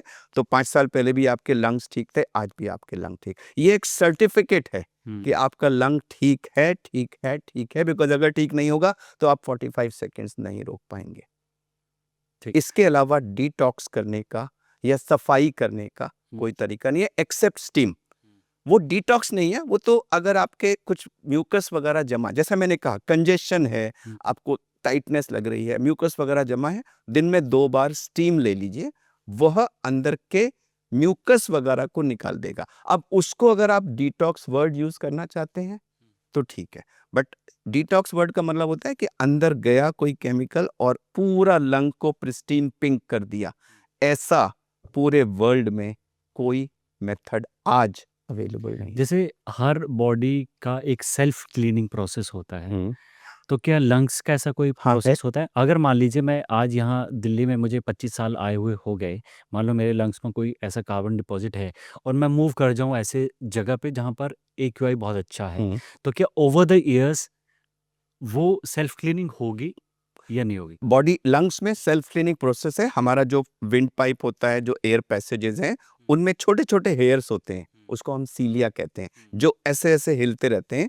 तो जो भी गंदगी है उसको वो बाहर की तरफ लाते रहते हैं और फिर हमें खाँसी आती है और म्यूकस निकलता रहता है, तो वो पार्टिकल्स म्यूकस में मिलके, आपने देखा होगा आजकल अक्सर हमें सुबह ब्रश करते पे थोड़ी सी खांसी आ जाती है से आती और उसमें एक वाइट कलर yes, का म्यूकस निकलता है yes, जिसमें black black particle, yes, yes. वो हमारे बॉडी का क्लीनिंग मैकेनिज्म है। अच्छा लेकिन हर सिस्टम की एक कैपेसिटी होती कैपेसिटी है। अगर आप उसको थोड़ा बहुत एक्सपोजर देंगे तो वो साफ रखेगा, लेकिन अगर आप उसको 700 AQI का लोड रोज देंगे 25,000 बार, तो वो मैकेनिज्म भी ओवरहेल्म हो जाएगा, तो वो तो काम नहीं कर पाएगा। तो ये मैकेनिज्म है, काम भी करता है, लेकिन जब आप उसकी काम करने की शक्ति से ज्यादा लोड दे दोगे तो वो बेचारा कुछ नहीं पाएगा। एक बात। दूसरा, आपने कहा कि जो भी जमा है, अगर आप बेटर एयर क्वालिटी वाले में चले गए या आपने एक्सपोजर ऑक्सीजन का ले लिया, जैसे आजकल लोग कह रहे हैं ऑक्सीजन ले, उससे बेटर जगह पे जाके आपका फर्दर डैमेज रुक जाएगा। अच्छा लेकिन जो कार्बन या जो केमिकल्स जमा हो चुके टिश्यू के अंदर, वो टिश्यू का हिस्सा बन चुके हैं, वो वहां से नहीं निकल सकते। बस हमें ये समझना है कि ये कोई ऐसा नहीं है चीज जो लटक रही है ऊपर कि वो एक परत निकल जाएगी। These particles become part of lung tissue. मैं रोज ओटी में देखता हूँ, बिल्कुल वो लंग का हिस्सा है, वॉल का हिस्सा है, तो वो वॉल में से कैसे निकल सकते हैं? लंग कैंसर कितना बड़ा हो सकता, क्या नंबर है अभी, कोई नंबर है आपके पास कि लंग क्या? कैंसर एक सीरियस हेल्थ प्रॉब्लम बनने जा रहा है हमारे देश में। अगर हम 15-20 साल पहले का डेटा देखें तो यह पहले 5 कैंसर्स में नहीं आता था, इसका नंबर लोअर डाउन था। तेजी से इसका नंबर मेल्स में बढ़ा शुरू में, फिर लेडीज में भी बढ़ा, और आज ये हमारे देश में इंसिडेंस के टर्म्स में एंड मोर्टेलिटी यानी कितनी डेथ्स कर रहा है, दोनों ही टर्म्स में नंबर 1 कैंसर है अच्छा मेल्स में, और लेडीज में भी ये बहुत तेजी से नंबर 1 स्थिति की तरफ बढ़ रहा है, ब्रेस्ट और जो गायनी कैंसर्स हैं उनको ओवरकम करके। तो यह एक मेजर प्रॉब्लम है वॉल्यूम वाइज। सैड पार्ट ये है कि 90% पेशेंट्स लंग कैंसर के जब तक डॉक्टर्स को प्रेजेंट करते हैं एडवांस्ड स्टेज में हो जाते हैं। अच्छा स्टेज 1, 2 और 3A जिनको ऑपरेशन के द्वारा ठीक किया जा सकता है, उसमें 10 से 20% ही पेशेंट्स आते हैं। ज़्यादातर स्टेज 4 में प्रेजेंट करते हैं, जहां हम क्योर की बात नहीं करते हैं। तो न केवल नंबर बढ़ रहा है, बट यह देर से प्रेजेंट होने की वजह से इसमें हम बहुत ज़्यादा इम्प्रूवमेंट नहीं कर पा रहे। नंबर 3, यह पहले स्मोकर्स में होता था, अब दोनों में हो रहा है, लेडीज में हो रहा है और यंगर पॉपुलेशन में हो रहा है। क्योंकि पहले हमारा एक्सपोजर 20 साल की उम्र पे शुरू होता था, यूजुअली लोग 18-20 पे स्मोकिंग शुरू करते थे ना। आजकल तो हमारा एक्सपोजर बर्थ पे हो रहा है, तो 25 साल की उम्र तक तो अगर वो बच्चा 300 PM 2.5 वाले सिटी में रहा है, तो वो रोज 10-15 सिगरेट पी के स्मोकर बन गया, तो उसको तो 25-30 साल की उम्र पे हो जाएगा। तो आने वाले 20 साल में मुझे ये डर है कि एक मेजर एपिडेमिक हमारा कंट्री फेस करेगा लंग कैंसर का, because of the exposure to air pollution in 98% of our population. Sir, indoor plants आजकल एक फैशन भी है और ज़रूरत भी है, क्योंकि ग्रीनरी बची नहीं है कहीं पे। जी, क्या ये हमारे घर की आबो हवा को साफ रखने में हेल्प कर सकते हैं इंडोर प्लांट्स? बहुत अहम क्वेश्चन आपने पूछा और अच्छा है कि आपने ये पूछा। जी, बहुत सारे प्लांट्स होते हैं जिनमें टॉक्सिन्स को एब्जॉर्ब करने और ऑक्सीजन को रिलीज करने की कैपेसिटी होती है, जैसे कि एरोकेरिया है, एरिका पाम है, मदर इन लॉज टंग है, मनी प्लांट है, बड़े बड़े पत्ते वाला। इनमें सबसे जरूरी चीज है कि इनकी पत्ते आप थोड़ा बड़ा ले, क्योंकि एक्सचेंज तो वहीं से हो रहा है ना, तो सरफेस एरिया हमें चाहिए। तो मनी प्लांट है, एरोकेरिया है, स्नेक प्लांट। स्नेक प्लांट है, या जिसको मदर इन लॉज टंग भी कहते हैं, एरिका पाम है, एलोवेरा है।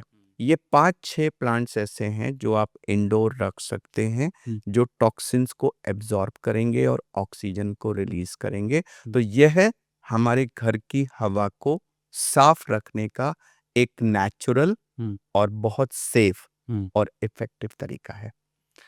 अच्छा, और लास्ट सवाल है मेरा, पता नहीं आज तक आपसे किसी ने पूछा है कि नहीं, और आजकल ये जो हमारे नाक के अंदर बाल होते हैं, नॉस्ट्रिल हेयर होते हैं, इनको काटने का एक ट्रेंड है, ट्रिमर्स आ गए हैं। मैंने बचपन में कहीं पढ़ा था या किसी ने मुझे बताया था कि ये एयर प्यूरीफायर होते हैं, हमारी साँस जो हम लेते हैं, उसको ही फ़िल्टर करते हैं। इसके बारे में थोड़ा-सा बताइए मुझे? देखिए, गॉड ने हमारे शरीर में कोई भी चीज़ विदाउट रीज़न नहीं दी है। हुँ, गॉड ने एक परफेक्ट मशीनरी बनाई है। हमने अपने मिसमैनेजमेंट से इस मशीनरी में पचासों डिफेक्ट पैदा कर दिए हैं। हुँ, तो ये जो नॉस्ट्रिल के अंदर हेयर हैं, हुँ, यह एक नेचुरल डिफेंस मैकेनिज़्म गॉड ने डेवलप किया था। हुँ। शायद उसको मालूम था कि कभी न कभी हवा इम्प्योर होगी, प्योर होगी। उसमें पार्टिकल्स होंगे। हुँ, तो यह एक हेयर्स का क्रिस क्रॉस एक जंगल सा उन्होंने बना दिया था हुँ, कि जब हवा इससे पास होगी तो ये एक नेचुरल फिल्टर का काम करेगा। हुँ, PM10 सबसे ज़्यादा यहाँ रुक जाता है। हुँ, तो अगर आपने इस गॉड के द्वारा क्रिएट किए गए नेचुरल फिल्टर को हटा दिया, हुँ। तो आप अपना एयर पॉल्यूशन को जो एक्सपोज़र है, और उसको बढ़ा लेंगे। बढ़ा रहे हैं। थैंक यू डॉक्टर अरविंद, आपने इतना डिटेल में, इतनी सहज भाषा में और इतने सारे एग्ज़ाम्पल्स के साथ ये पूरे जो कॉम्प्लेक्स इश्यू है, जो कि आज जैसे कि हमने डिस्कस किया, ये एक हेल्थ इमरजेंसी बन चुका है और इस पर लोगों का भी उतना ध्यान नहीं है और सरकारों का तो बिल्कुल ही ध्यान नहीं लगता है मुझे। एक चीज़ जो आप देश के पॉलिसी मेकर्स से कहना चाहते हैं इस मंच से, इस पॉडकास्ट के ज़रिए, ताकि वो उस चीज़ को जो आपने बताया ना कि कॉस्मेटिक चेंजेस कब तक करेंगे, स्प्रिंकल आप पानी कब तक स्प्रिंकल करेंगे, आप रोड साइड वो झाड़ू कब तक लगवाएँगे और कब तक आप एक्यूआई के साथ टेम्परिंग करते रहेंगे, नंबर्स को कम दिखाते रहेंगे, अल्टीमेटली तो आपको एडमिट करना ही पड़ेगा। एक मैसेज जो आप देश के पॉलिसी मेकर्स तक पहुँचाना चाहते हैं। जी। मुझे ये अपॉर्च्युनिटी देने के लिए बहुत-बहुत धन्यवाद। मैं एक मैसेज अ, लोगों को भी, जो हमारे बिल्कुल। दर्शक हैं, उनको भी और साथ-साथ में पॉलिसी मेकर्स, वो सभी लोग जो अ, एक डिसीज़न लेने की कैपेसिटी में हैं, उनसे सिर्फ़ एज़ अ डॉक्टर सिर्फ़ ये कहना चाहूँगा कि एयर पॉल्यूशन एक सीरियस हेल्थ क्राइसिस है, जो हमारे देश को इस समय प्रेजेंट और फ्यूचर जनरेशन को अंदर ही अंदर दीमक की तरह खा रहा है और इससे हमारे देश का विकास इफेक्ट होने जा रहा है पक्का, क्योंकि अनहेल्दी पॉपुलेशन विकास का माध्यम नहीं बन सकती। हमें सबको ये चाहत है कि हम देश को विकसित करें, इसलिए जरूरी है कि हम इस हेल्थ क्राइसिस को रोकें और उसके लिए सॉल्यूशंस हैं और सॉल्यूशंस दूसरे देशों में इफ़ेक्टिव भी रहे हैं। हमें एक एटीट्यूडनल चेंज चाहिए। एडमिट करना है कि ये प्रॉब्लम है, हमें सॉल्व करनी है और हम करेंगे। जिस दिन हमने ये फैसला कर लिया कि हमें इस प्रॉब्लम को सॉल्व करना है, कॉस्मेटिक सॉल्यूशंस नहीं, रियल ग्राउंड सॉल्यूशंस, सरकार भी और पब्लिक भी, उस दिन आप देखेंगे हवा साफ होनी शुरू हो जाएगी। कॉस्मेटिक मेजर्स केवल फिगर्स को फज कर पाएंगे, ग्राउंड रियलिटी को वो चेंज नहीं कर पाएंगे। Thank you mister Kumar. तो ये बातचीत आपको कैसी लगी? ये पॉडकास्ट कैसा लगा? आपका कोई सुझाव हो, कुछ सजेशन हो तो कमेंट बॉक्स पे ज़रूर बताएँ। बताएँ कि आप एयर पॉल्यूशन को कैसे देखते हैं? आप किसी भी शहर में रहते हों, किसी भी गाँव में रहते हों, अपने आस-पास कोशिश करें कि कम से कम धुआँ करें, धूल से बचें, अपना भी ध्यान रखें, अपने घरवालों का भी ध्यान रखें और अगर कोई स्मोकर है, तो भाई जितना जल्दी हो सके छोड़ दीजिए क्योंकि ऑलरेडी पर्यावरण में तो बहुत ज़्यादा स्मोकिंग आपको मिल ही रही है। तो ये बातचीत आपको कैसे लगी ज़रूर बताएँ, कमेंट हो तो ज़रूर कमेंट बॉक्स में बताएँ और इस वीडियो को, इस पॉडकास्ट को ज़्यादा से ज़्यादा लोगों तक पहुँचाएँ। जैसे डॉक्टर अरविंद ने कहा कि ये अपना ओटी छोड़ के आए हैं, बहुत सारे ऑपरेशंस लाइन्ड अप होते हैं, वो छोड़ के आए हैं, just to convey this message to the masses कि आप अवेयर हों एयर पॉल्यूशन के लिए क्योंकि एयर पॉल्यूशन हमें स्लोली बट स्टेडीली मार रहा है। शुक्रिया।